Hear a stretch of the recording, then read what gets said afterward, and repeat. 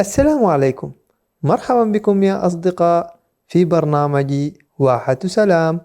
هذا البرنامج المنوع الذي يأتي من أجلكم أنتم أيها الأصدقاء الصغار، ومعي مجموعة من أصدقائي سيكونون معكم في الفقرات المختلفة والمتنوعة، فتابعونا.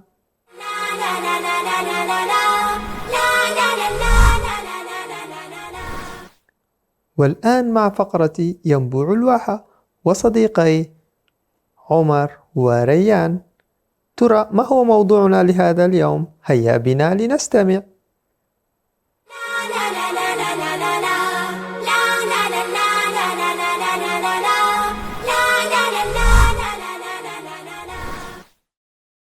السلام عليكم ورحمة الله وبركاته.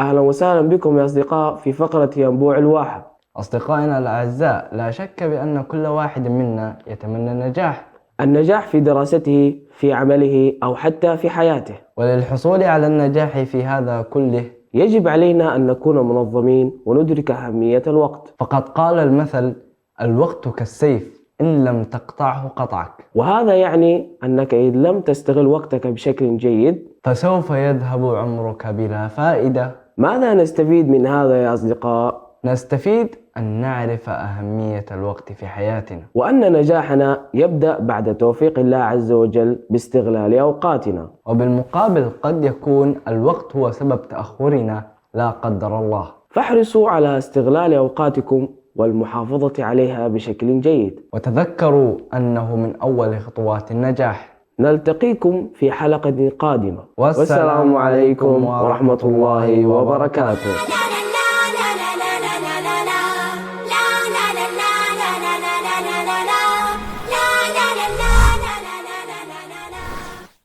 والآن يا أصدقاء، هيا بنا لنتعرف عن معلومات جديدة ومعارف لم نكن نعرفها في فقرة هل تعلم مع صديقنا موفق. هيا بنا.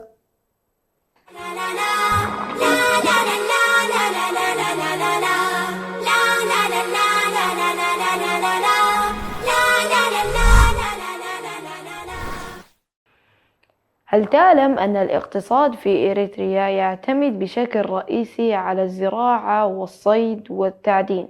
والآن دخلت أنواع مختلفة من الصناعات الحديثة والتجارة.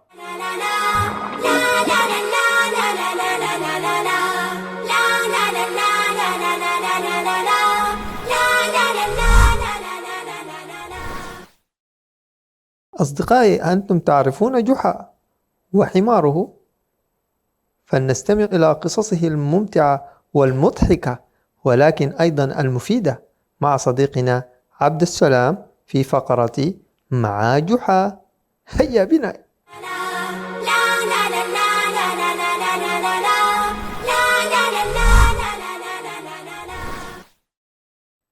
السلام عليكم ورحمة الله وبركاته. مرحبا بكم أصدقائي الأعزاء في حلقة جديدة مع حكايات جحا. حكايتنا لهذا اليوم بعنوان لم يرضى الحمار. حمار جحا ليس كأي حمار، إنه حمار من نوع خاص، يرفض ويرضى، يحب ويكره، وأيضا يوافق ولا يوافق. والذي صبغه بهذه الصفات هو جحا نفسه. وقد حدث أن رجلا جاء ذات يوم إلى جحا يطلب منه أن يستعير منه حماره لمدة ساعة لينقل به بعض المتاع الخاص به. فقال له جحا: أنا ليس لدي مانع في هذا الأمر، ولكن أولا لابد أن أذهب إلى الحمار وأستشيره، فعساه أن يقبل ذلك. ثم دخل جحا الإسطبل ومكث فيه طويلا، ثم خرج إلى الرجل وقال له: لقد حاولت إقناع الحمار أن يذهب معك، ولكنه لم يرضى، لأنه يزعم أنك سوف تضربه ضربا شديدا وتشتمه هو وصاحبه.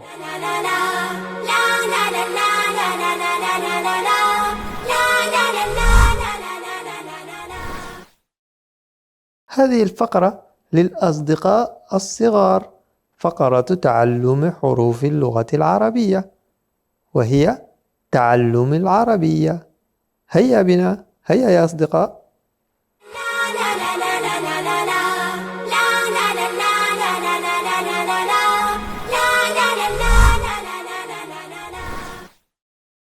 مرحبا يا صغاري الأعزاء. اليوم سنتعلم حرفاً جديداً، وهو حرف الراء. لنجرب أن ننطق الحرف بالفتحة نقول را. كرروها معي يا أصدقاء، را. حسناً، الآن ننطق الحرف بالضمة نقول رو. كرروها، رو. وماذا عن الكسرة؟ كيف نقولها؟ نقول ري. هيا كرروها، ري. حسناً، لننتقل إلى الأمثلة والكلمات. من هذا يا أصدقاء؟ أحسنتم، إنه رضيع. وما هذا الشيء الذي يظهر أمامكم؟ صحيح، إنه رمح. وأخيراً، ما الذي تشاهدونها الآن؟ بكل تأكيد إنها رسالة. والآن يا أصدقاء، ما رأيكم أن نقرأ معاً قصة جميلة؟ طلبت المعلمة رانيا من الأطفال أن يقوموا برسم صور تبدأ بحرف الراء. رسم رامي صورة ريشة، بينما رسمت ريم صورة رمانة، أما ريهام فرسمت رمالاً. بهذا أصدقاؤنا الأعزاء نكون وإياكم قد وصلنا لنهاية حرفنا لليوم، حتى نلتقيكم في حرف جديد. إلى اللقاء. إلى اللقاء يا أصدقاء. كما شاهدتم يا أصدقاء، كان هذا حرف اليوم، والآن سنذهب إلى المسابقة، مسابقة الحروف مع ريان ومحمد وعلي. جهزوا معنا ورقة وقلما حتى تكتبوا. هيا بنا، هيا.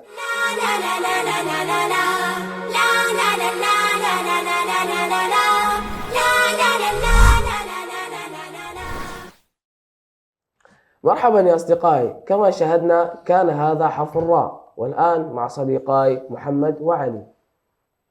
السلام عليكم ورحمة الله وبركاته. السلام عليكم ورحمة الله تعالى وبركاته. والآن مع مسابقة الحروف وحرف جديد ننتقل إلى الأسئلة التالية. السؤال الأول: أريد منكما تعطيان اسم جماد يبدأ بحرف الراء. تفضل يا علي. الرمل. أحسنت، إجابة صحيحة. هل لديك إجابة أخرى يا محمد؟ نعم. تفضل. راديو. أحسنتما، إجابتكما صحيحة. لننتقل إلى السؤال التالي: أريد منكما أن تعطياني اسم نبات يبدأ بحرف الراء.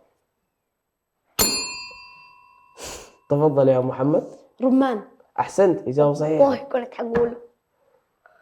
لننتقل إلى السؤال التالي: أريد منكما أن تعطياني اسم بلاد أو مدينة يبدأ بحرف الراء. تفضل يا محمد. روسيا. أحسنت، إجابة صحيحة. هل لديك إجابة أخرى يا علي؟ أجل. تفضل. رومانيا. أحسنت، إجابة صحيحة. لننتقل إلى السؤال التالي: أريد منكما أن تعطياني اسم ذكر يبدأ بحرف الراء. تفضل يا محمد. ريان. أحسنت، إجابة صحيحة. هل لديك إجابة أخرى يا علي؟ أجل. تفضل. رامي. أحسنتما، إجاباتكما صحيحة. لننتقل إلى السؤال التالي: أريد منكما أن تعطياني اسم حيوان يبدأ بحرف الراء. تفضل يا علي. راكون. أحسنت، إجابة صحيحة. وإلى هنا يا أصدقائي تنتهي فقرتنا لهذا الحرف. نأمل أن نلقاكم في حرف جديد. إلى اللقاء. إلى اللقاء. إلى اللقاء.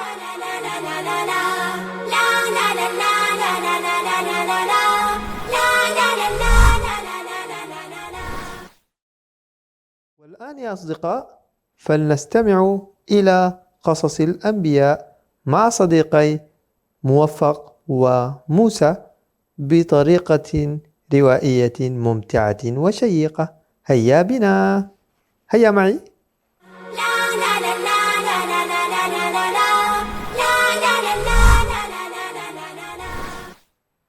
السلام عليكم، كيف حالكم يا أصدقاء؟ لا زلنا مستمرين معكم بفقرة قصص الأنبياء، حيث توقفنا عندما علم سيدنا يعقوب أن قصة الذئب هي قصة موضوعة. فحزن يعقوب على يوسف حزنا شديدا، ولكنه صبر صبرا جميلا. ورجع الإخوة إلى البيت وتركوا يوسف في البئر. وأكل الإخوة الطعام ثم ناموا على الفراش. ويوسف في البئر ليس لديه لا طعام ولا فراش. ونسي الإخوان يوسف وناموا، وما نام يوسف وما نسي أحدا. وبقي يعقوب يذكر يوسف، وبقي يوسف يذكر يعقوب. وكان يوسف في بئر في الغابة، وكانت تلك الغابة موحشة.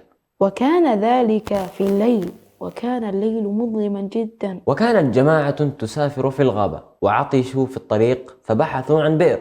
وعندها رأوا بئرا فأرسلوا رجلا ليأتي لهم بالماء. جاء الرجل إلى البئر وأدلى دلوه، ونزع الدلو فإذا الدول ثقيل، فأخرجها فإذا في الدلو غلام. دهش الرجل ونادى: يا بشرى هذا غلام. وفرح الناس جدا وأخفوه. ووصلوا إلى مصر وأقاموا في السوق وقالوا: من يشتري هذا الغلام؟ اشترى العزيز يوسف بدراهم معدودة، وباعه التجار وما عرفوا يوسف. وذهب به العزيز إلى قصره وقال لامرأته: أكرمي يوسف إنه ولد رشيد. فما الذي حصل بين يوسف وامرأة العزيز؟ هذا ما سنعرفه في الحلقة القادمة. كان معكم صديقكم موفق وصديقكم موسى، والسلام عليكم.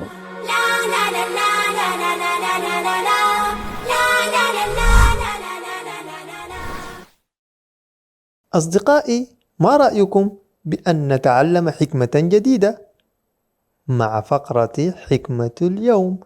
والأصدقاء عبد السلام ومحمد وعلي وصديقنا عبد الوهاب. هيا بنا.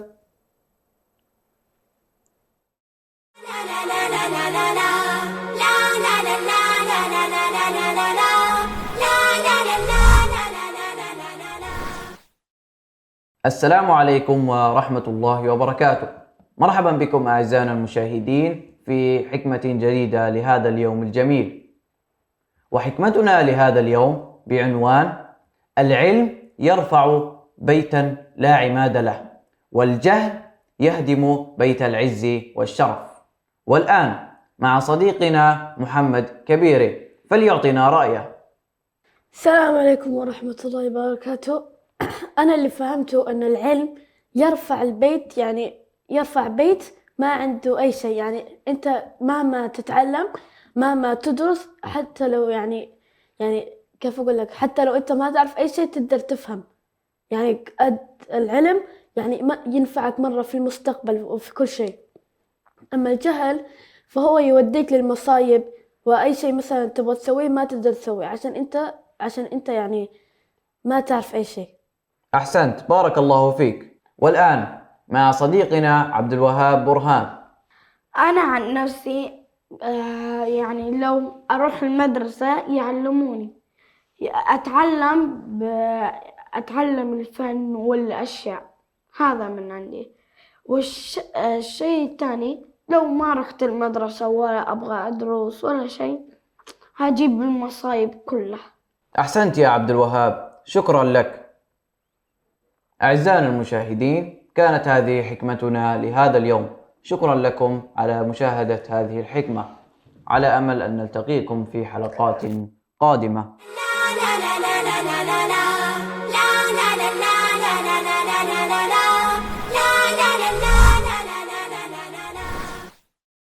يا أصدقاء، هل تريدون أن تعرفوا عن السلطان محمد الفاتح؟ هل تريدون؟ إذن هيا بنا معا إلى قصة الواحة، والتي ستتحدث عن السلطان محمد الفاتح. هيا بنا.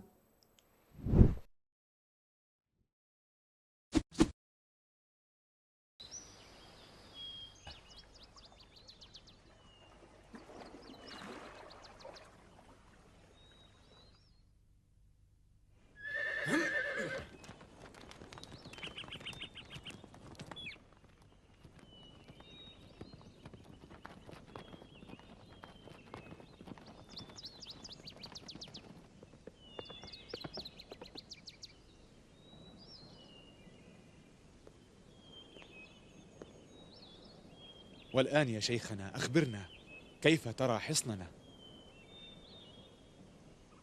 أنت تعلم أن رأيك يهمنا كثيرا.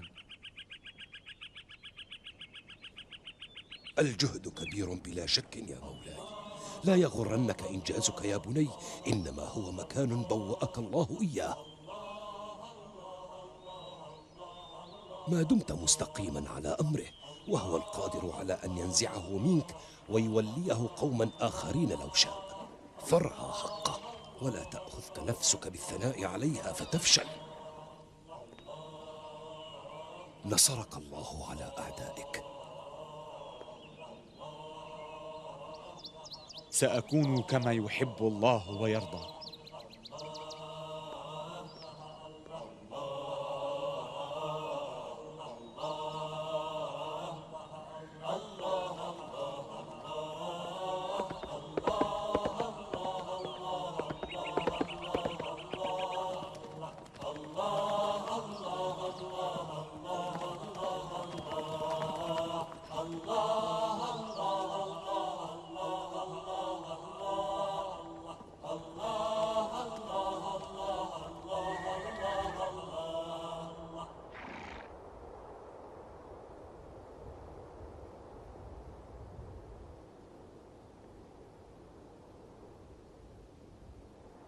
يا أسوار القسطنطينية البالية، يا أسوار الظلم، سوف أهدمك بكلمة الله وأمحو أثرك.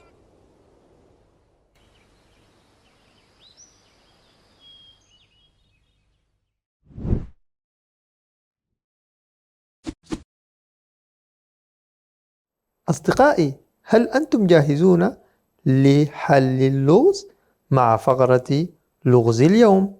وصديقنا عمر هيا بنا فلنحل اللغز معا. هيا بنا، هيا.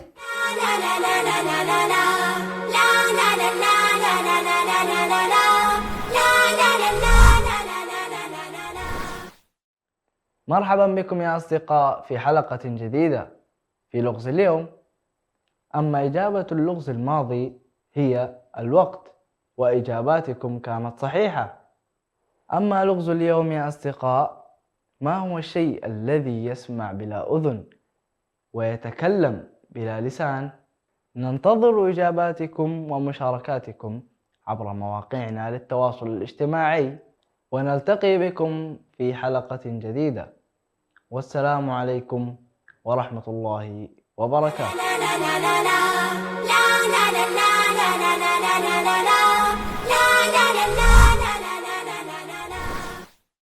والسلام عليكم ورحمة الله. لا لا وتر كذا. صح. هل لديك إجابة أخرى يا محمد؟ رومانيا. محمد بن علي. ألو.